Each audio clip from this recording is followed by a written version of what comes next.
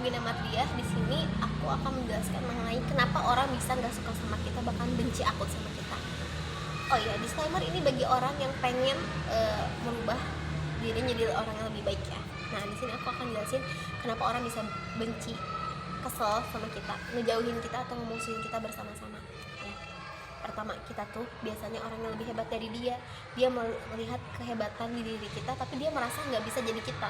Makanya gimana sih caranya dia untuk menjatuhkan kita, gimana sih caranya dia untuk ngebuat sinar kita tuh redup gitu, ngebuat kita tuh jadi nggak mengeluarkan energi kita seperti biasanya. Kita tuh biar kita ciut. Nah, jadi mereka dengan memusuhi kita, mengarang cerita ke orang-orang kita tuh orangnya seperti A, seperti B, seperti C, tapi kita nggak melakukan itu adalah orang yang iri hati.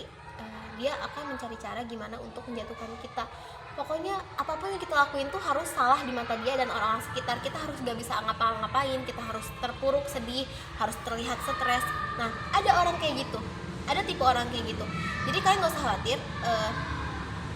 Kenapa sih nyari alasannya kenapa sih dia benci banget sama aku? Gak usah mikirin. Kalau orang udah benci aja. Banyak kok faktornya yang gak ada alasan udah benci aja. Gak apa-apa kok, gak usah nyari alasan gitu atau nyari cari tahu sendiri apa sih yang ngebuat mereka tuh benci aku. Gak ada. Kalau mereka benci aja. Kecualinya kita tuh dibenci tuh karena kita melakukan kesalahan yang fatal. Berarti kita harus bisa refleksi diri. Oh iya, aku nggak mau kayak gitu lagi. Orang lain ada yang dia suka karena aku melakukan hal negatif ini. Oke, kita bisa refleksi diri. Tapi saat udah refleksi diri masih nggak ketemu nih apa sih kesalahan kita, oh berarti value kita lebih besar dari dia, value kita lebih hebat dari dia. Itu sih menurut aku. Dan kalian di posisi ini yang lagi dimusuhi sama banyak orang, dibenci sama banyak orang, tapi kalian tuh ngerasa kalian baik-baik aja nih sama banyak orang, kalian gak usah khawatir, gak usah redup sinar kalian, energi kalian terus kalian pancarin aja, karena fix orang itu hanya iri dengki aja. Nah, cara untuk kalian terus bahagia adalah dengan self love tadi. Aku udah sering ngomong di banyak video tentang self love itu kayak gimana. Makanya kunci orang yang iri hati itu biasanya mereka itu bahagianya memang menjelekan orang lain, bahagianya memang harus menjatuhkan orang lain. Itu kunci kebahagiaan dan hobinya memang seperti itu.